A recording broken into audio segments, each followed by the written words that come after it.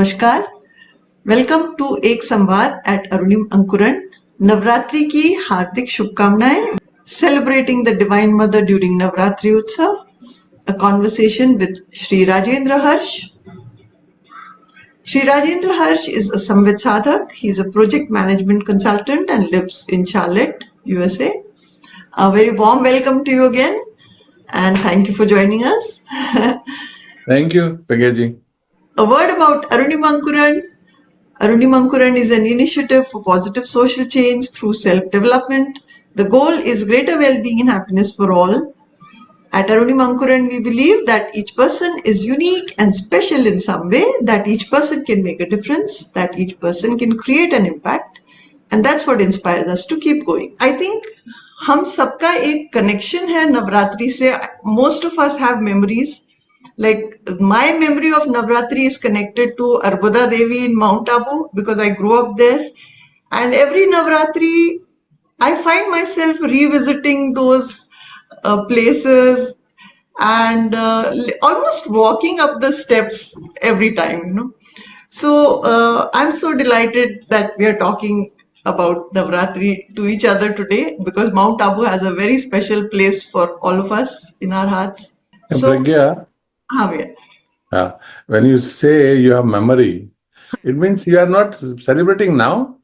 No, I am. The memories help me to celebrate it. The memory of celebrating in Mount Abu.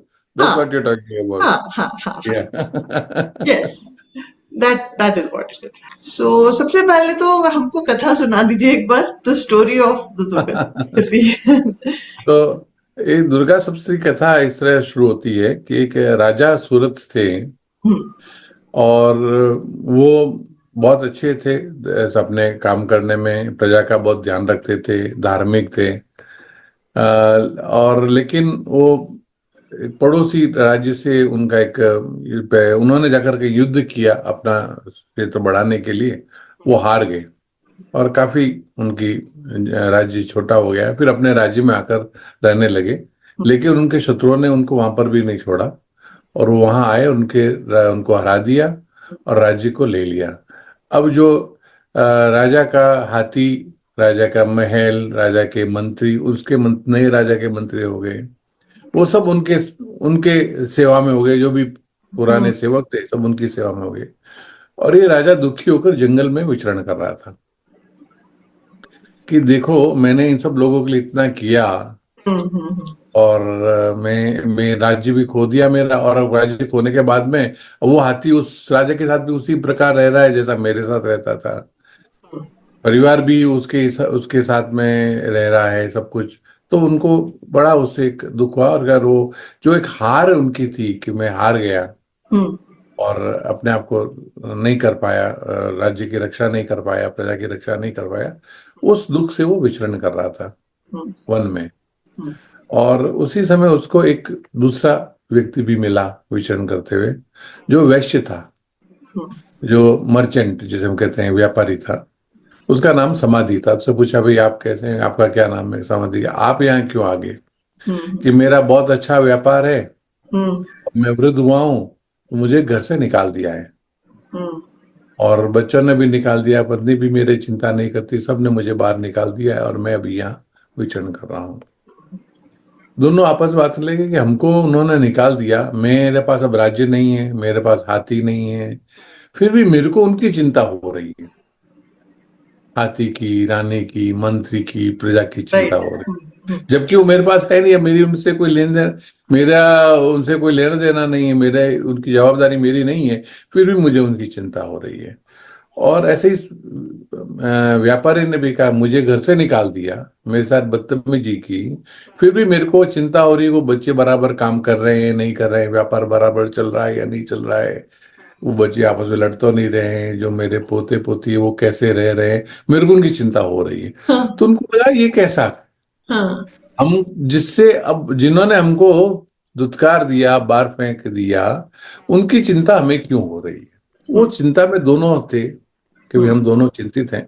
तो वहां एक आश्रम में गए, तो वहां आश्रम में जाते हैं कि वहां मार्कंडेय ऋषि उनको मिलते हैं और मार्कंडेय ऋषि से वो अपनी व्यथा कहते हैं कि हमारी व्यथा है ऐसी, तो ऐसा क्यों हो रहा है? हम्म, और इससे बाहर निकलने का क्या उपाय है, हम क्या करें कि हमारी चिंता से मुक्त हो जाए। तो मार्कंडेय ऋषि ने बताया कि ये जो सारा संसार है, इस संसार में जैसे मनुष्य बुद्धिमान है, वैसे सारी जीव जंतु बुद्धिमान है। ऐसा नहीं है कि बुद्धि सिर्फ मनुष्य के पास में है। हम्म, अच्छा, उनको भी अपनी रक्षा करनी होती है, उनको भी अपने बच्चों का ध्यान रखना होता है, उनको भी खाने पीने का ध्यान रखना होता है। लेकिन एक फर्क है कि हम मानव जो है, ये क्यों हो रहा है, कैसे हो रहा है, हम्म, उसको समझ सकते हैं। और ये जो सब कुछ हो रहा है वो महामाया से हो रहा है, महामाया ये कर रही है। हम्म, और महामाया के तरफ से हम देखें तो ये हम्म, सब नाटक है, इसलिए इसको माया कहते हैं। हम्म, माया उसे कहते हैं जो नहीं है वो दिखाई दे, हम्म, और जो है वो ना दिखाई दे। हम्म, जैसे हम फिल्म देखने जाते हैं तो पर्दे पे वो सब कुछ दिखता है जो नहीं है, और जो है पीछे डायरेक्टर और वो हमको नहीं दिखाई नहीं देते हैं। हम्म, तो वो जैसे एक पर्दा है, माया महामाया जो है, वो जो नहीं है उसको दिखाती है और जो है उसको छिपा लेती है। तो ये महामाया का है। तो इसलिए इसमें इतना दुखी नहीं होना चाहिए, और वो सब कुछ ही करती है। हम्म, उनका भी इस महामाया के बारे में आप हमें कुछ बताएं, कौन है, क्या है, कैसे है। उनका कि महामाया को समझने से, उनकी कथा पढ़ने से, उनकी आराधना करने से आपकी सारी व्यथा दूर हो सकती है। हम्म, तो उन्होंने कहा फिर आप हमें उसका श्रवण कराएं। तो इस प्रकार दुर्गा सप्तशती के पहले अध्याय में ये होगा, दुर्गा सप्तशती के पहले अध्याय में ही रहता है कि वो ये कहते हैं कि भाई जब एक कल्प समय पूरा हो गया हम्म, और दूसरे कल्प आने वाला था, तो उसके बीच में एक ब्रह्मा जी का, इसे समझना चाहिए कल्प को, कि कल्प जो है वो ब्रह्मा जी का एक दिन है। एक दिन खत्म होकर एक रात्रि जो है कल्प होती है, और हम्म, उस कल्प के बाद में फिर वापस एक दिन आता है। हम्म, तो और हर एक कल्प में 1,000 महायुग होते हैं, हम्म, और एक महायुग में 4 युग होते हैं, सतयुग, हम्म, त्रेता युग, द्वापर युग एंड कलयुग, 4 है। हम्म, तो उसकी जो संख्या है हमारे यहाँ शास्त्र बताई है कि एक महायुग 4.32 मिलियन ईयर्स का होता है। oh my God. हम्म, तो जितना हमारा कलयुग है हम्म, उसका 2 गुना हम्म, द्वापर युग होता है, उसका 3 गुना त्रेता युग होता है, उसका 4 गुना सतयुग होता है। हम्म, तो ये प्रकार का, और यह जो ऐसे महायुग जो है वो एक कल्प पूरा होता है जब हजारों के, तब एक दिन पूरा होता है ब्रह्मा जी का। और ब्रह्मा जी 100 वर्ष तक जीते हैं, ऐसे 360 कल्प, हम्म, और 360 × 100, इतने में एक ब्रह्मा का रहता है, फिर दूसरा व्यक्ति ब्रह्मा बनता है। हम्म, तो ब्रह्मा इज अ पोजीशन, हम्म, पर वो उतने समय तक वो ब्रह्मा जी क्रिएशन का काम करते हैं। विष्णु जो है वो सस्टेन का काम करते हैं, रुद्र जो है वो उसको वापस पूर्ण करने का काम करते हैं, और उस समय प्रलय जिसे कहते हैं। तो वैसे हर युग के बाद में, हर एक महायुग के बाद में प्रलय होती है, पर एक कल्प के बाद में महाप्रलय होती है। हम्म, तो जब हमारी ये जो पृथ्वी है, जो सारे इतने हजारों युगों से करती है, तो इसमें जो हम खनन करते हैं, जो इसमें साथ में अत्याचार होता है, तो उस पृथ्वी को वापस अपने को तैयार करने के एक कल्प तक रेस्ट करना होता है, और एक कल्प तक वो पानी में रहती है। हम्म, उस समय जो विष्णु जी हैं उनका काम नहीं सस्टेन का, अभी क्रिएशन तो होगा, हम्म, तो विष्णु निद्रा, योग निद्रा में चले जाते हैं। हम्म, तो जब योग निद्रा में चले जाते हैं तो उनके कानों के मैल से 2 राक्षस निकलते हैं, मधु और कैटभ। हम्म, और विष्णु के नाभि से ही जन्म होता है ब्रह्मा जी का, नाभि कमल से। तो कमल, वो ब्रह्मा जी वहां हो रहे हैं, अपने क्रिएशन के लिए तैयारी कर रहे हैं, वो नेक्स्ट डे की तैयारी चल रही है उनकी।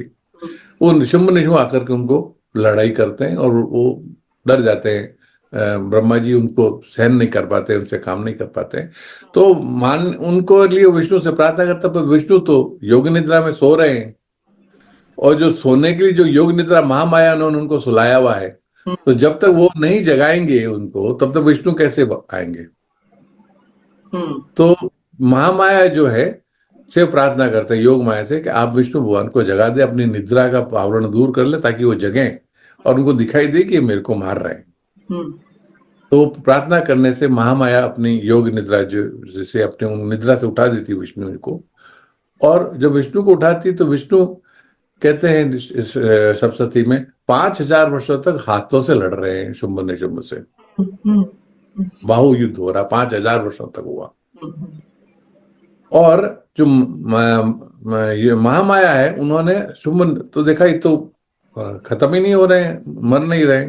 तो महामाया ने शुंभ और निशुंभ को माया में डाल दिया, आवरण में उनको डाल दिया, उनकी बुद्धि को भ्रष्ट कर दिया। तो वो बोले विष्णु से, आप बहुत अच्छा लड़ रहे हो, हम दो हैं, आप अकेले हो, हम आपसे बहुत खुश हुए, आप हमसे वर मांगो। तो विष्णु बोलते हैं कि मेरे तो एक ही वर है अभी कि अब तुमको नष्ट करने का क्या उपाय हो बता दो, हम्म, हम्म, मारने का। अब वो वर दे दिया उन्होंने, तो उनका उसका वचन का पालन का, महामाया की उसमें में थे वो, माया से उनकी बुद्धि जो है वो आवृत थी। तो उन्होंने कहा कि उन्होंने देखा चारों तरफ सब जगह पर जो है पानी पानी है, हम्म, तो कहीं पृथ्वी तो दिखाई नहीं देती। तो उन्होंने कहा ये ठीक है, अब हमारा तरीका मानने का ये है कि आप अगर हमारी गर्दन काटो, जहां सूखा हो वहां गर्दन काटो, हम्म, हम्म, तो हम मरेंगे। ऐसा उन्होंने चाल चली। हम्म, तो विष्णु भगवान ने अपना वृहद रूप धारण किया और जल से बाहर आए और वो अपनी जंघा पर उनके दोनों सरों को रखा और सुदर्शन चक्र से उनके काट का वध कर दिया। तो ये काम किया विष्णु ने, लेकिन उसका कारण जो उसकी जो अ, है वो जो सहायता की वो महामाया ने की। और इस पहले अध्याय की जो देवी हैं, पहले चरित्र की देवी हैं, वो शैलपुत्री है। हम्म, हम समझ सकते हैं कि हिमालय की वो पुत्री हैं। तो विष्णु भगवान पृथ्वी के ऊपर आए तो हिमालय जैसा उन्होंने पृथ्वी ने एक हिमालय जैसा पर्वत प्रकट किया, तो वो सूखी जगह थी, वहां पर उनका सर काट दिया गया। तो ये हम ऐसा, तो पहला जो चरित्र है वो सिर्फ एक पहले अध्याय में ही इसमें पूर्ण हो जाता है। हम्म, अब इसमें कुछ प्रश्न उठते हैं जो हम बाद में आगे आपसे बात करेंगे कि ये दो राक्षस थे, यहाँ देखने वाली बात है। और मधुकैटभ और वो कान के मैल से पैदा हुए। यहाँ महामाया लड़ नहीं रही हैं, सिर्फ उसको माया में रख रही हैं, लड़ विष्णु रहे हैं। हम्म, और अगर हम हर चरित्र के विनियोग में जाएं तो उसमें उसका ऋषि होते हैं, देवता होते हैं, और उसकी शक्ति होती है, स्वरूप होता है और तत्व होता है, ये सब उसमें विनियोग में लिखा है। तो पहले जो चरित्र है, उस पहले चरित्र के जो ऋषि और ब्रह्मा है, तो यहाँ दिखाई दे ब्रह्मा जी जो है उनको प्रार्थना कर रहे हैं। और देवता जो है वो महाकाली है, महाकाली जो है वो उनकी देवता है, क्योंकि वो महाकाली उनको जो पूरा क्या कहते हैं तामसिक रूप से है, तो वो महाकाली देवता है। और ऋग्वेद जो स्वरूप है, तो जब उनको काट दिया गया तो ऋग्वेद, ऋग्वेद में सारे वो मंत्र है जिनसे क्रिएशन होता है, और मंत्र है, सारे मंत्र है उसमें, हवन और कर्म नहीं, सिर्फ मंत्र है। तो जो स्वरूप प्रकट हुआ वो ऋग्वेद का स्वरूप का प्रकट हुआ। तत्व जो है वो अग्नि है। तो पहले पृथ्वी और जल था, अब जैसे ही सूखा तो वो अग्नि उसमें का है, तो अग्नि तत्व है इसमें। और राक्षस के मधुकैटभ इसके राक्षस हैं। तो मैं सोचता हूँ उसका गुण जो है तामसिक गुण ज्यादा है, जो राक्षस थे वो तामसिक गुण है वाले। तो इस प्रकार से और वो जो 5,000 वर्षों तक बाहु युद्ध हुआ, तो यहाँ ये सोचना जरूरी है कि ये 5,000 वर्षों तक क्यों लड़ते रहे। तो इसमें हमें को समझना होगा। अगर जो हमने पहले कैलकुलेशन जैसे गणना बताई उस गणना से करें, तो वो ब्रह्मा जी का तो 0.1 से हमारा पॉइंट, ब्रह्मा जी का 0.1 सेकंड है और हमारे 5,000 वर्ष है, उनके लिए वो 0.1 सेकंड ही है। तो उन्होंने प्रार्थना की, माया ने डाला और विष्णु जी ने पूछा और उन्होंने उनको खत्म कर दिया। तो a fraction of second everything is got finished, उनके समय के हिसाब से, हमारे समय तो समय अलग अलग होता है। जैसे पृथ्वी 360 दिन में परिक्रमा करती है। तो मंगल ग्रह अलग दिनों में करता है, बृहस्पति अलग समय करता है, शनि बहुत दूर है, बहुत समय लगाता है। तो हमारा एक वर्ष उनका एक वर्ष एक समान नहीं है। हम्म, वैसे ही ब्रह्मलोक का जो समय है हमारे समय से, और वो समय की गणना इस प्रकार से हम करते हैं कि ब्रह्मा जी के एक वर्ष, एक कल्प में ही कितने महायुग, और कितने महायुग में कितने सारे युग निकल के, और एक युग में हम कितने सारे निकल के, हम्म, तो वो उस हिसाब से हम देखते हैं। अब फिर दूसरे चरित्र में हम पहुंचते हैं। तो दूसरे चरित्र में जो देवताओं पर तकलीफ आती है, और देवता देवता जो लोग हैं वो है जो सृष्टि का सस्टेन करते हैं। जो अग्निदेव है, हम्म, जल के देवता है, तो ये सारे वायु के देवता है, वो सारे देवता है जो इस सृष्टि को सस्टेन करते हैं। और वहां जो उनके कार्य है, समय पर ऋतु आना, समय पर वर्षा होना, समय पर अग्नि होना, हर जो समय जो जरूरत है इस पृथ्वी को, इसकी जो जरूरत है, इसका जो वातावरण है, उस वातावरण को मेंटेन करने के लिए जो जो चीजों की जरूरत है वो देवता लोग करते हैं। तो उनका एक, तो वो देवता जो है उन पर आक्रमण कर दिया। और ये जो थे वो बड़े जो इसे यहाँ पर असुर हम कहेंगे, वो असुर थे। और उस असुरों को जब देखेंगे तो उनके जो मेन उनके जो असुर हैं, वो महिषासुर जो बहुत बड़ा जो उसका असुर था, और उसके राज्य में बहुत सारे दैत्य और महादैत्य थे। हम्म, और एक एक दैत्य के साथ में हजारों हाथियों की सेना, किसी हजारों रथों की सेना, यानी बहुत बड़ा साम्राज्य उसका। और वो लेकर के जो उसने स्वर्ग पर आक्रमण किया, तो देवताओं को भागना पड़ा, और उन्होंने सभी चीज देवताओं से छीन ली। अब जब असुरों का और उनका हो गया, राज्य हो गया, तो वहां पर उनको तो अपने भोग करने हैं। हम्म, तो जो उनके में रहेंगे, तो पृथ्वी पे जितने भी मानव रह रहे हैं, प्रजातंत्र है, वो सब दुखी होने लगे। हम्म, क्योंकि अब वो अपना उनके भलाई के लिए नहीं कर रहे हैं, वो खुद के भोग के लिए कर रहे हैं, और सारे चक्र को, प्रकृति चक्र को समाप्त कर रहे हैं, बदल रहे हैं। हम्म, तो सारे देवता गए और विष्णु भगवान के पास में, और कहा कि ये आप हमें इससे बचाएं। तो वहां पर फिर ब्रह्मा विष्णु महेश इनके सब मिलकर के हम्म, एक प्रार्थना करते हैं महामाया से, और उनकी सारी शक्तियों से एक देवी उत्पन्न होती, हम्म, वो महालक्ष्मी है। तो पहले महाकाली थी, जो उनकी देवता इस प्रथम चरित्र की। दूसरे चरित्र, अब आप थोड़ा फर्क समझिए, चरित्र के देवता है महाकाली, महालक्ष्मी और महास महासरस्वती। लेकिन जो 9 देवियां हैं उनमें इनके नाम नहीं है। हम्म, इनमें तो ये, जैसे दुर्गा एक है, उनके 3 बड़े बड़े रूप हैं, जो क्रिएशन, सस्टेन एंड प्रलय, उन तीनों को देखती है।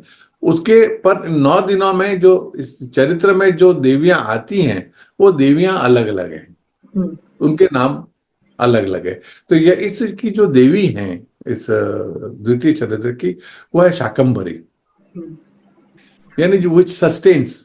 तो हम्म, ये जो पीरियड है वो सस्टेनिंग का पीरियड है। तो पहले ब्रह्मा जी की प्रॉब्लम थी जो हम्म, क्रिएशन कर रहे थे, अभी देवताओं की प्रॉब्लम हुई सस्टेनिंग के लिए, प्रॉब्लम कि सस्टेन नहीं कर पा रहे हैं इसका।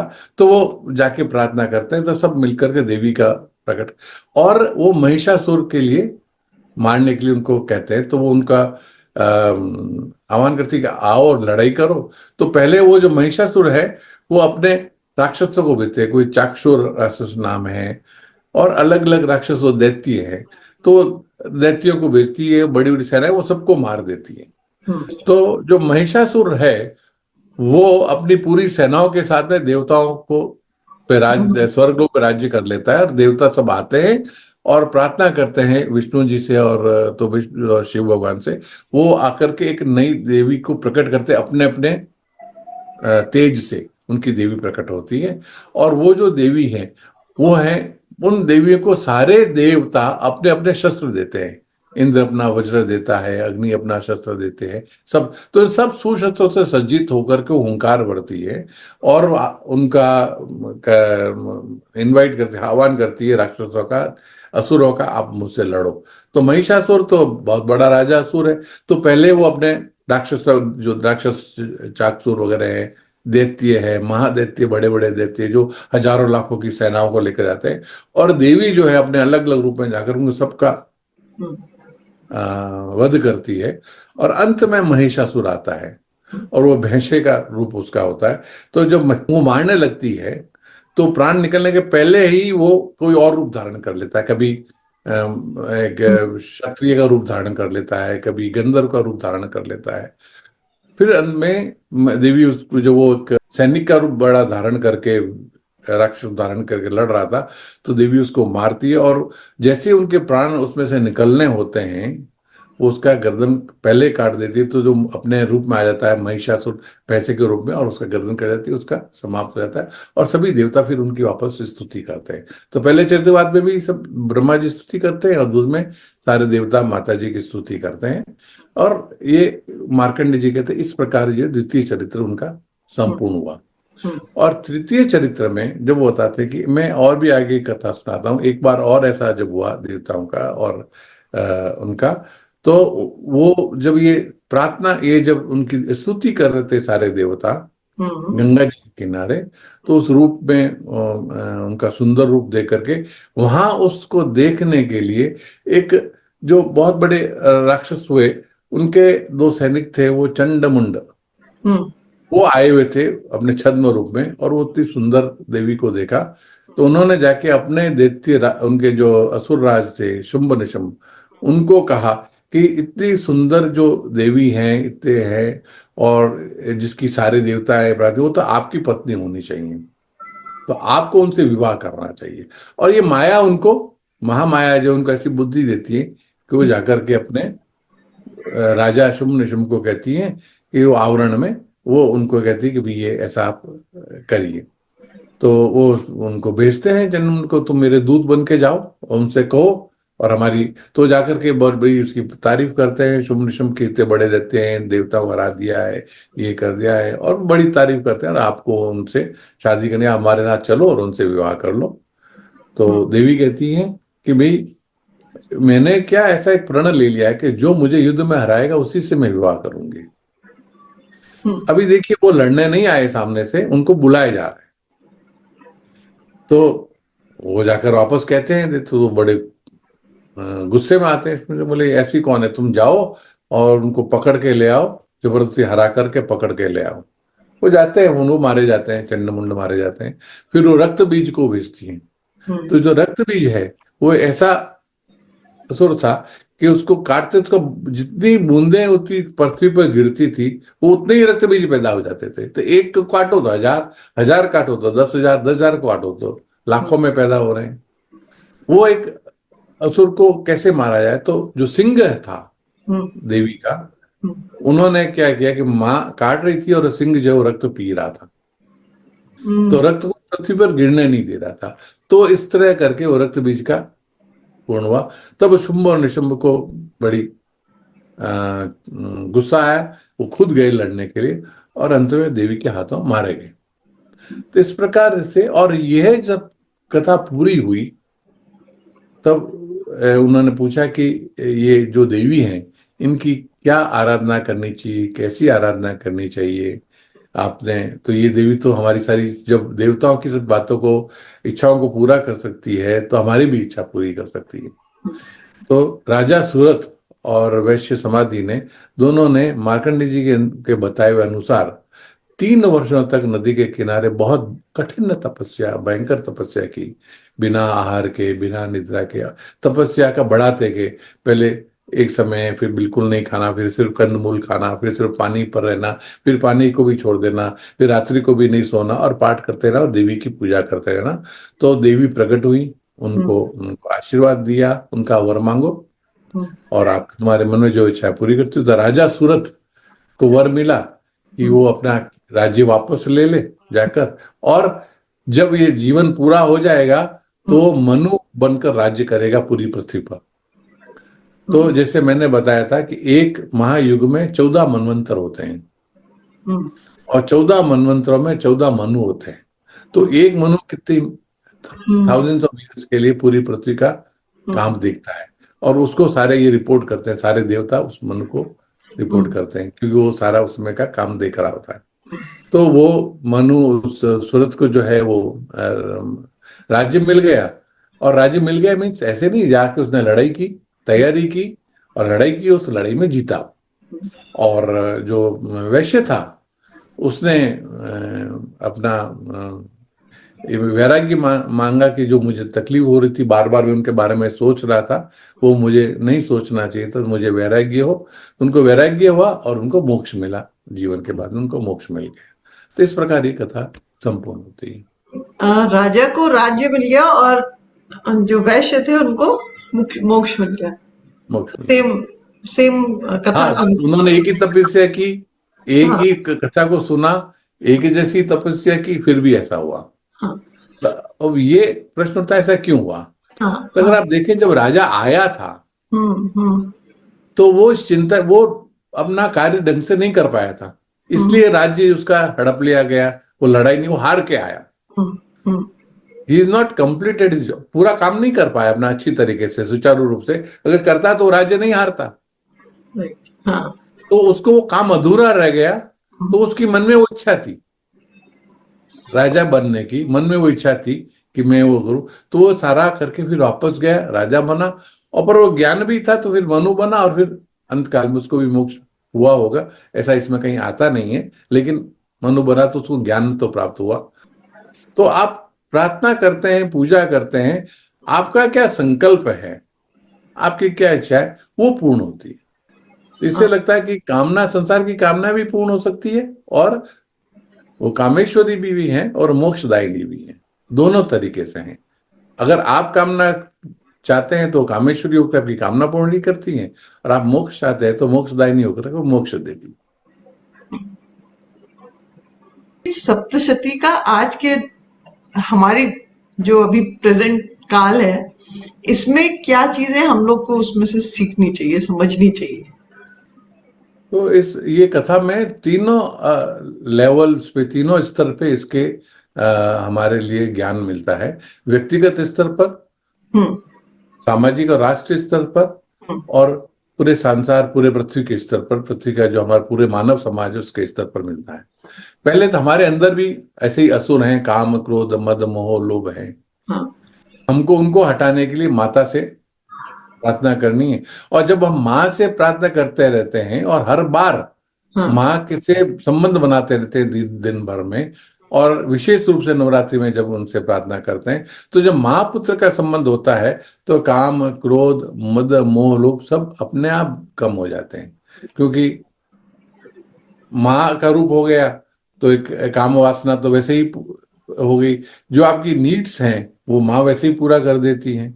क्रोध जो है वो आता नहीं है, क्योंकि वो माँ आपके प्यार से, आपको क्रोध नहीं आता है। मद आप किन के सामने करें? एक बच्चा माँ के सामने क्या हम मद करेगा, हम्म क्या मोह करे? और लोभ, कुछ सब कुछ मिलना। तो ये सारे जो चीजें हैं माँ की प्रार्थना से जो मिल जाती हैं, और माँ के रूप में संसार को देखता है, और सारे संसार को माँ का ही प्रकटन देखता है, माँ माया का प्रकटन देखता है। तो ये धीरे धीरे कम हो जाते हैं। तो ये एक व्यक्तिगत स्तर पर वो अपने फिर तपस्या करके माँ की प्रेरणा से तपस्या करता है, और माँ की कृपा से फल प्राप्त कर वैराग्य और मोक्ष को प्राप्त करता है, जो कि जीवन का लक्ष्य है। हम्म दूसरा, इस जीवन को एक तरीका हमारा लक्ष्य है, लेकिन उसके लिए साधन भी तो चाहिए। हम्म जब तक पेट में अन्न नहीं है तो आप पूजा नहीं कर सकते। हम्म जब तक सर पे छत नहीं है हम्म तब तक आप पूजा करने बैठे हैं। तो आपके सारे, तो इतने सारे जो दूसरे विघ्न हैं, उन हम्म विघ्नों को हटाने के लिए आपको समृद्धि तो होनी चाहिए। हम्म हमारा जो जीवन है, हमारी हिंदू संस्कृति समृद्धि की संस्कृति है। इसलिए हम माँ से सारे कामनाओं की पूर्ति भी चाहते हैं। इसलिए हम धर्म अर्थ काम मोक्ष तीनों, तो धर्म का आधार हम्म अर्थ चाहिए कामना की पूर्ति के लिए, और सब हो जाए तब मोक्ष की बात करते हैं। पर ये सब तीनों चाहिए किसके लिए? हम्म फाइनली हमारा जो लक्ष्य है वो मोक्ष है। तो ये माँ ये चारों चीजों पुरुषार्थों को देने वाली है। तो ये व्यक्तिगत स्तर पर हुआ। आज हम राष्ट्रीय स्तर पर देखें तो चारों तरफ असुर और राक्षस दिखाई दे रहे हैं। देखिए, राक्षस जो है वो है जो, जैसे आप क्रिमिनल जिससे कहते हैं, किसी को काट दिया मार दिया, वो राक्षस। देखिए वो जो है, जो दुर्दंत है, बहुत ताकतवर है, और पूरे, और इतना सिर्फ काटेंगे नहीं, आपने कई जगह सुना हुआ, छोटे छोटे टुकड़े कर दिए, उनको लेकर घूम रहे हैं, मतलब बोरों में भर रहे हैं। ऐसे जो दैत्य जो बड़े ताकतवर है और बहुत ही ज्यादा नृशंस है, हम्म, वो दैत्य। और असुर जो है वो बहुत सुंदर होते हैं। हम्म, आप पहचान ही नहीं सकते कि असुर है, मानव है या देवता है। हम्म, हम्म, वो सारे स्ट्रेटेजी से काम करते हैं। हम्म, तो वो बंदूक भी नहीं चलाएंगे, तोप भी नहीं चलाएंगे सामने से, पर उनके पास में राक्षस भी होते हैं और दैत्य भी होते हैं, जिनको वो सब कुछ देते हैं और वो आगे काम करते हैं। ओके, तो आज हम हमारे समाज में, राष्ट्र में देखें तो ऐसे जो टेररिस्ट हैं, जिनमें कुछ राक्षस होंगे छोटे मोटे, कुछ दैत्य होंगे जो हजारों को एक साथ मार देते हैं, पर इन सबको चलाने वाले असुर हैं, जो उनको सपोर्ट करते हैं, हम्म, जो इनको पैसा देते हैं, जो उनको सारे हथियार बना करके देते हैं, और वो बाहर दिखाई नहीं देते हैं। हम्म, वो तो हमको, समाज को, जैसे हम देवी ने उन सबको समझा और उनको ललकारा, वैसे ही हमको समाज को, इस संस्कृति को बचाने के लिए ऐसे राक्षसों को, ऐसे दैत्यों को और ऐसे ऐसे असुरों को पहचानना होगा और उनको समाप्त करना होगा। उसके लिए हमें जो शक्ति चाहिए, वो शक्ति हमको उत्पन्न करनी होगी, तपस्या करनी होगी।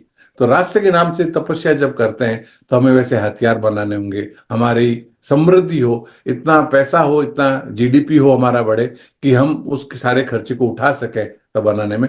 तो समाज या राष्ट्र के स्तर पर और हम पूरे विश्व के स्तर अगर आप देखें, तो जिस प्रकार से जो असुर हैं वो इस पृथ्वी का शोषण कर रहे हैं, हम्म, और नई नई टेक्नोलॉजी आ रही है और इतना शोषण हो रहा है, वो शोषण नहीं रुकेगा तो ये पृथ्वी जो है घायल हो रही है और पृथ्वी हमारे रहने लायक नहीं रहेगी। तो उस स्तर पर भी हम, तो ये जो चीज माँ जो बता रही, इसीलिए इनकी जो तीन रूप है, हम्म, उनको महाकाली, महालक्ष्मी और महासरस्वती। महाकाली हमारे तामसिक जो हमारी राक्षस है, प्रमाद है, और उनको हटाने के लिए, आलस्य प्रमाद उनको हटाने के लिए। और ऐसे संसार में भी प्रमाद है, कई कई देश प्रमाद में फंसे हुए हैं, वो सोचते हैं सब कुछ ठीक है, कुछ करने की जरूरत नहीं है। फिर महालक्ष्मी जो समृद्धि जो मिले हमको, तो समृद्धि असुरों को भी मिली है कि उन्होंने तपस्या की, उनको वरदान मिला। तो आज कई असुर देश हैं बहुत समृद्ध हैं, पर वो उनके कार्य से पता चलता है कि वो असुर है या देवता है। हम्म, तो हमको समृद्धि लेनी है लेकिन असुर नहीं बनना है। हम्म, तो हमको ये हमारी संस्कृति रखनी है, माँ की प्रार्थना करनी है, समृद्धि लेनी है, और उसके बाद में ज्ञान भी होना चाहिए ताकि सबकी शांति हो, सबको मोक्ष मिले। तो माँ सरस्वती की पूजा, शक्ति के बिना कुछ भी नहीं होगा, बिल्कुल, क्रिएशन भी नहीं होगा, सस्टेन भी नहीं होगा, हम्म, और पूर्ण भी नहीं होगा। हम समाप्त होगा नहीं, इसलिए बोलते हैं हम पूर्ण नहीं होगा। हम्म, फिर समाप्त होने के बाद में हम कहने में लगता है कि वापस कुछ नहीं होने वाला, नहीं, ऐसा नहीं है, ये चक्र है। इसलिए हम कहते हैं पूर्ण होता है। जो पैदा होता है वो सस्टेन होता है, फिर पूर्ण होता है, फिर वापस से पैदा होता है। तो शक्ति के बिना हम्म, बदलाव नहीं होगा, हम्म, और हम्म, बदलाव के बिना, और तो हमारी संस्कृति के कहती है कि जो महामाया है, हम हम्म, महामाया कहते हैं उस शक्ति को, और सारे रूप उसी के हैं, हम्म, उसी शक्ति की साधना जो है हम इस नवरात्रि में करते हैं। तो इसलिए हम इसको उत्सव जैसे मनाते हैं। हमारे लिए जीवन उत्सव है। हम्म, तो अगर आप हमारी संस्कृति में देखेंगे तो हम्म, हर महीने, हर सप्ताह कुछ न कुछ उत्सव है। आप जब भी कुछ मनाना चाहें तो उत्सव की कमी नहीं है। तो जब तक उत्साह नहीं होगा, उमंग नहीं होगी, तब तक जीवन नहीं होगा। और जीवन बिना शक्ति के उत्साह और उमंग नहीं हो सकता। शक्ति का जो प्रकटन है हम्म, वो कई तरीकों में होता है, पर हम चाहते हैं उत्साह और उमंग रूप में हो। हम्म, अगर हम उत्साह उमंग रूप में चाहते हैं तो उत्सव मनाना होगा, और उत्सव मनाते हैं तो अकेला कोई उत्सव नहीं मना सकता। हम्म, उसके लिए परिवार के साथ मनाएगा, समाज के साथ मनाएगा, पूरा राष्ट्र मनाएगा। बिल्कुल, हम्म, जो नौ दुर्गा हम जो कहते हैं, उनके अलग अलग, जैसे नौ रस होते हैं जीवन में, हम्म, वैसे ही नव दुर्गा होती हैं। और वो नौ ही दुर्गाओं के अलग अलग मैनिफेस्टन होने के, प्रकट होने के कारण है, हम्म, और अलग तरीके से उनमें एक अलग प्रकार की उनमें गुण है उनके। जैसे शैलपुत्री, तो शैलपुत्री हिमालय की तपस्या से प्रकट हुई as a daughter, in form of daughter. Hmm, brahmacharini, Hmm. she takes care of the devotion and discipline. And brahmacharini means who's always like a brahmachari. We are in student life, when we say brahmacharya ashrama, brahmacharini, she symbolizes that gaining the knowledge. So she gives the knowledge. Then Chandraghanta. Now you have a knowledge. Then what you feel good. So Chandraghanta is having moon in her hair. It shows, and moon gives you the coolness. हाँ. Moon gives the रस. सभी सारे वनस्पतियों में, सभी agreed में रस जो आता है वो चंद्रमा से आता है.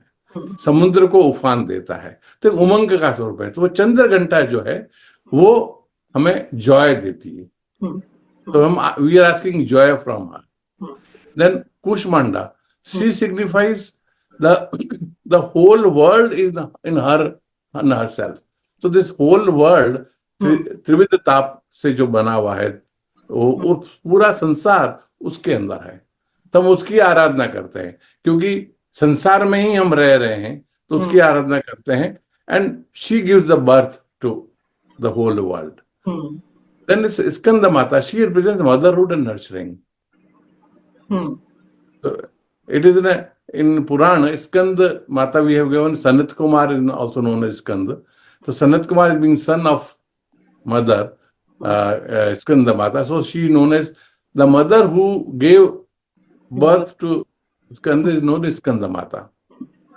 Then Katyayani, the Rishi Katyayan asked and her to come as a daughter for doing some help to the devatas. So being a daughter of Rishi Katyayan, she becomes Katyayani. So she helping all the devatas. Then we get Kalaratri. That is, she presents the fierce dark aspect. Without dark aspect, you can't have a other aspect appreciate. And that destruction. So when we say destruction, is not in a bad sense. Destruction of which are bad things. Destruction of all prakritis which a human being has the name of Asuri Prakriti, Rakshasi Prakriti, Daitya Prakriti, the destruction of all that. So that becomes a Kalaratri. Then is a Mahagauri. She represents Gauri. She did lot of penance. So we also request her that we also are able to do that much of penance, intense penance. So the Mahagauri. And the last is Siddhidatri. She is a Moksha Daini. She gives all type of Siddhis, and a Parama Siddhi is a Moksha. So like these, we worship all these 9 Durgas to get 9 different aspects of our life to fulfill our life. And for that, then you need the whole world to come together, families come together, societies come together. So that's, I think it is a significance of doing a Navaratri. थोड़ा सा ये बताइए कि कैसे celebrate करते हैं नवरात्रि. देखिए, एक तो सेलिब्रेट करने का तरीका है जो हम नवरात्रि में पहले दिन हम कलश की स्थापना करते हैं और एक मिट्टी के पात्र में जौवा बोते हैं, बारले सीड्स बोते हैं और उसको पानी देते हैं ताकि वो लाइफ का सिंबल है और 9th डे तक वो बड़े हो जाते हैं और उसको हम प्रसाद रूप से ग्रहण करते हैं. और कलश का जो पूजन है वो उसकी स्थापना करते हैं. कलश की, kalash is another symbol of life. Water, without water there is no life. आप देखें, हम पृथ्वी पर जीवन है क्योंकि यहाँ वाटर है.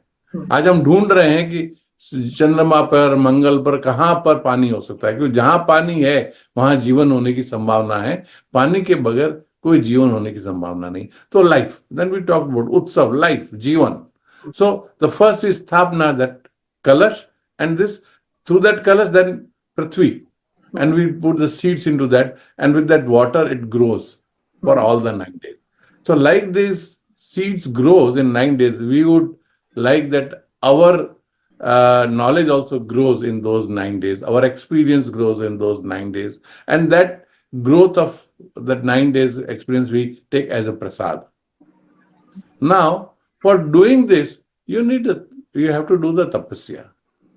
Without, and tapasya in normal meanings, you have to do work hard. Without getting work hard, you don't get any fruit. Okay, so you have to first have to be decided what I'll be eating and what I'll not be eating physically, how much I'll be eating, when it will be eating. So we do the उपवास. कोई लोग एक दिन का एक समय खाना खाते हैं, कोई पूरे दिन कुछ नहीं खाते हैं, केवल फलाहार करते हैं, और हमारे प्रधानमंत्री जो है केवल नींबू पानी पर रहते हैं 9 दिन। तो एक तपस्या वास और उपवास के रूप में है। फिर 9 ही दिन उसमें पूजा करते हैं, देवी की पूजा करते हैं। वो जिस प्रकार से भी करना चाहे हम कर सकते हैं शॉर्ट में, और षोडश उपचार पंचोपचार वो पूजा करते हैं। फिर कवच, अर्गला और नवाण मंत्र के साथ में हम सप्तशती का पाठ करते हैं।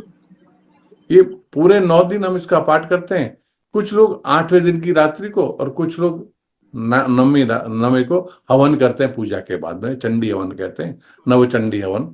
तो एक पूरे सप्तशती पाठ से उसका एक हवन होता है, जो हम रोज कर रहे हैं उसका हवन होता है। और उसके बाद में 9 कन्याओं को हम पूजन करते हैं और उनको खाना खिलाते हैं। तो जो 9 दुर्गा आई, उनको प्रकट हुई 9, हम ऐसा समझते हो 9 ही दुर्गाएं हमारे लिए प्रकट हो गई। बालिकाओं को लाते हैं, उनकी पूजा करते हैं, उनको दक्षिणा देते हैं, उनको प्रसन्न करते हैं, और उसके बाद में हम विसर्जन करते हैं। जो कलश रखा है हमने, जो बार्ले सीड्स में जो ग्रोथ हुई है उसको प्रसाद रूप में देते हैं, कलश को बहा देते हैं। और जो लोग मूर्ति को, देवी की मूर्ति सिर्फ उसी 9 दिनों के लिए आते हैं, वो मूर्ति को भी किसी तालाब में उसको विसर्जित कर देते हैं। लेकिन जो घर में रेगुलर मूर्ति रखते हैं फिर वो विसर्जित नहीं करते, वो उसको करते हैं। तो और फिर हर रात को हम माता की भजनों के साथ में नाच गाना भजन की, ये एक सामाजिक, वो पहले पूजन पारिवारिक हुआ, व्यक्तिगत हुआ। देखिए, जो वास और उपवास है व्यक्तिगत हुआ, पूजन पारिवारिक हुआ, और रात का जो कार्यक्रम है वो पूरा सामाजिक रूप से हुआ। मोहल्ले के सब लोग आपस में मिलते हैं, नाच करते हैं। और सही तरीका है कि माता जी के भजनों पर ही नाच होना चाहिए, पिक्चर के गानों पर नाच नहीं होना चाहिए।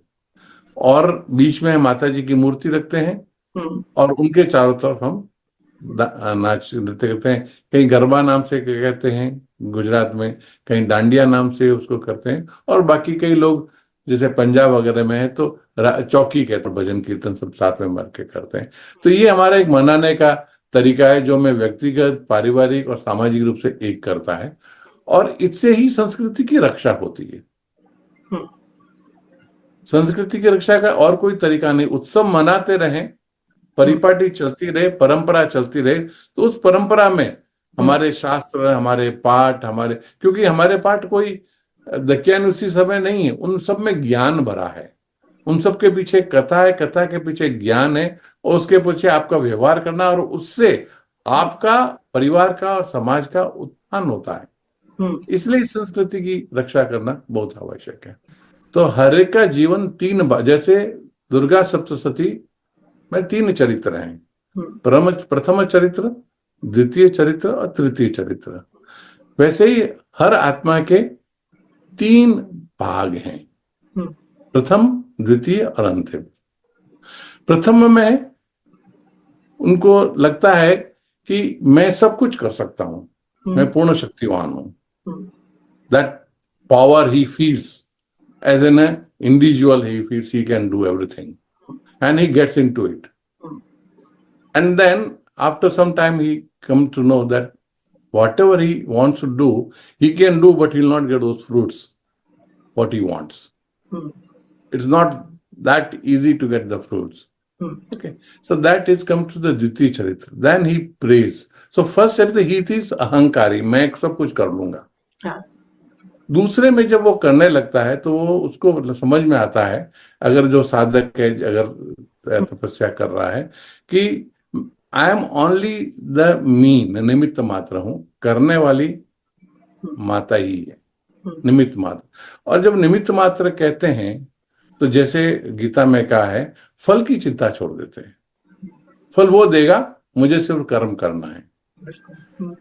ऐसे समय दूसरे चरित्र में चलता है, लेकिन फिर उसे पता चलता है कि ये जो कर्म करने का है ये भी एक अहंकार है। पहले एक अहंकार था, मैं जो चाहूं वो पा सकता हूं, दूसरा अहंकार है कि मैं निमित्त बना हूं। हाँ हाँ। निमित्त बनने का भी अहंकार है और वो सूक्ष्म है। हम्म उस अहंकार को छोड़कर हम्म पूर्ण शरणागति में चले जाना, ये हम्म तृतीय चरित्र में होता है। और जब वो पूर्ण शरणागति पूर्ण हो जाती है तो माँ उसको मोक्ष दे देती है। वो 1 जन्म में हो, 1000 जन्म में हो, 10,000 जन्म में हो, जब भी कभी पूरी होगी। तो मैं समझता हूं हर आत्मा के ये 3 चरित्र हैं। तो इस 3 चरित्रों में हम चलते हैं। मैं समझता हूं मैं दूसरे चरित्र में हूं, हम्म लेकिन अब मुझे समझ में आना है कि निमित्त भी होना गड़बड़ है। हम्म। फाइनली तो शरणागति होना पड़ेगा। यू नो, ये तो हम जो बात कर रहे हैं कि देयर इज अ शक्ति, तो आपने उस शक्ति को अपने जीवन में किस तरीके से महसूस किया है, या आप उससे ऑन अ डेली बेसिस कैसे कनेक्ट करते हैं? देखिए 2-3 है। पहली बात तो शक्ति को महसूस नहीं करें ऐसा तो हो ही नहीं सकता। हम्म, आपका हाथ भी उठ रहा है तो इससे कोई शक्ति है। हाँ। हम्म वो शक्ति किसकी है? हम्म थोड़ा अनुसंधान करेंगे तो शक्ति किसकी है। अगर शारीरिक धर्म से समझूं तो वो जो अन्न ग्रहण किया है, उसको पाचन किया है, उसकी शक्ति है। हम्म, शरीर की शक्ति की बात कर रहा हूं। हाँ। जो अन्न ग्रहण किया है वो कहां से आ रहा है? पृथ्वी से, हम्म हम्म 5 तत्वों से। हम्म और अब ये 5 तत्व कहां से आ रहे हैं? महामाया से। हम्म तो वो शक्ति तो हमें फील करते ही हैं, हम करते ही कि शक्ति का तो अनुभव करते ही हैं। हम्म मातृशक्ति का अनुभव करते हैं, हम्म पत्नी के रूप में शक्ति का अनुभव करते हैं, बहन के रूप में करते हैं। लेकिन जब आप शक्ति की बात कर रहे हैं तो दिव्य शक्ति का रूप में, जो दिखाई नहीं दे, हम्म जो इन 5 इंद्रियों द्वारा सीधी सामने संसार में नहीं दिखाई दे रही हो, उस शक्ति की बात करते हैं। तो उस शक्ति के लिए उसको बुलाना पड़ता है। वो सब जगह है, but we have to just call. Like mother is everywhere hmm working, but if you want, she has to do something for you specifically, hmm you have to call her. Hmm, So हाँ। you just have to call the mother if you want something very specific of the world, or if you just call by her love also. It it cannot happen that if you call her and if you don't feel. I have felt, and everybody who calls her feels it. Basically, it is only she who can do something. You cannot do anything. Hmm This body cannot do anything without having pran into that. Hmm, Pran cannot do anything without having a man, yes। without having this mind buddhi. Hmm And this all are there. But hmm if Atma is not there, nothing is happened, it becomes a. So that is very clear. Hmm You need to understand, and that is what is being told. Hmm And not told, it is nothing like that we have told. We have been taught and we have experienced. Once you taught and do experiment, you will understand it. So when you talk about a relationship with that universal power, hmm, if you have a mother relationship with that, you need not to worry. That is the most secured way of doing it. Relationship. That is that form, because she has all the forms. Hmm, She is the Mahishasur Mardani also. So do you want to become Mahishasur and have a relation with her? Okay. She is happy. She has got no problem. You be Rakta Bij and she'll kill you as a Rakta Bij also. But what experience you want? So as a human being, we being son of rishis, hmm, we want to have experience of mother. And because we want that love, hmm, we pray to her in a form of mother, and we do 4 times a year. Although we are only 2 times in March and this, but there are overall 4 times of year. Every time when season changes, there are 9 days is there. So 4 times a year Navratri happens, and every time we invoke her in the form of mother. So the new season has come, we again invoke mother. Let her be for next quarter. Give her everything what we require. Again, so these are 9. We need to remember her and do the puja. We relate to her every moment, every day. But being a society, we do it every quarter. together. So when we are saying that for the whole society, for all the country, you should give us this. तो जब हम लोग उसकी बात कर रहे थे कि कैसे पूजा कैसे करनी चाहिए, तो you need lot of resources जो आपने डिस्क्राइब किया वो करने के लिए। अगर किसी के पास उतने रिसोर्सेज नहीं है, then what should this person do? यही प्रश्न शिवजी ने पार्वती जी को पूछा कि कलयुग में जब लोगों के पास में समय नहीं है, लेकिन उनको अपने की कामनाओं की सिद्धि करनी है, तो उनको क्या करना चाहिए? तो पार्वती जी ने कहा, देवी ने कहा कि मैं बहुत, क्योंकि आपने पूछा, मैं यत्न करके यत्नतः ये बता रही हूँ कि उनको सप्त श्लोकी 7 श्लोकों की दुर्गा, आप दुर्गा सप्तशती में स्टार्टिंग में 7 श्लोकी दुर्गा है, 7 श्लोक हैं, उनका पाठ करें। वो 7 श्लोक का पाठ करना और पूरी दुर्गा सप्तशती पाठ करना बराबर है। तो सप्त श्लोक की दुर्गा एक वो है सभी कामना की।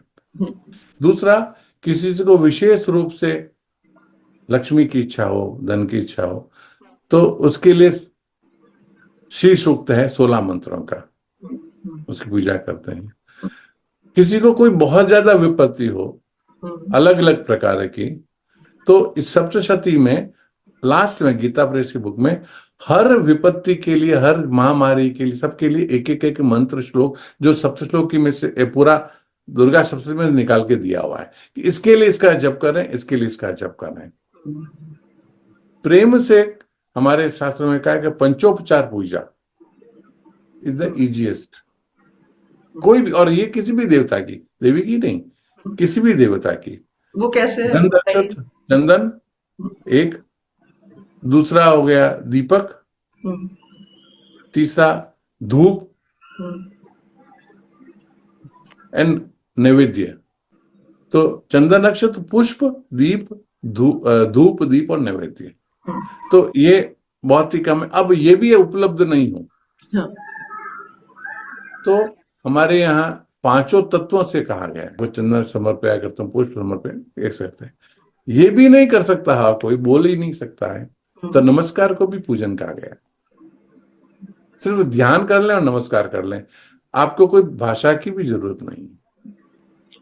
ये आपने एक बहुत ही इम्पोर्टेंट चीज बताई, क्योंकि बहुत सारे लोगों के अंदर ये धारणा होती है कि बहुत रिचुअलिस्टिक है। So this is the core of it कि आप सिर्फ स्मरण करके भी पूजा कर सकते हैं। It is so simple actually. आप यथाशक्ति तथा गुरु, जैसा आपके सामर्थ्य है उसके हिसाब से कर सकते हैं। और अगर आपको थोड़ा सा भी संस्कृत आती हो तो हर देवता की मानस पूजा है और बहुत सुंदर है। शिव मानस पूजा है, देवी मानस पूजा सप्तशती में गीता प्रेस बुक में मिलेगी आपको, देवी मानस पूजा है। और इतना सुंदर वर्णन है उसका कि आप जब उसका स्मरण, अगर उसका अर्थ समझकर स्मरण करेंगे तो आपको लगेगा कि ये पूजा तो करनी नहीं चाहिए बाहर की, वही करनी चाहिए, मानस पूजा ही करनी चाहिए।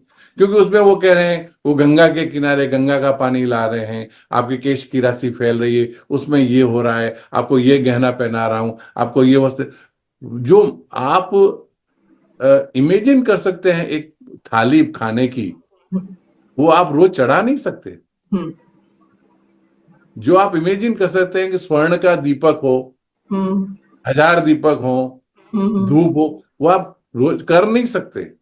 तो मानस पूजा तो बहुत ही अच्छी है। और हम जो संसाधनों से पूजा करते हैं तो हमारा मन उधर नहीं होता है, कई बार इधर उधर भटक रहा है। पर मानस पूजा में तो पूरा मन है और उनको भावना और मन ही चाहिए, जिससे सब कुछ निकल रहा है, उसको आपसे कुछ नहीं चाहिए भावना के अलावा।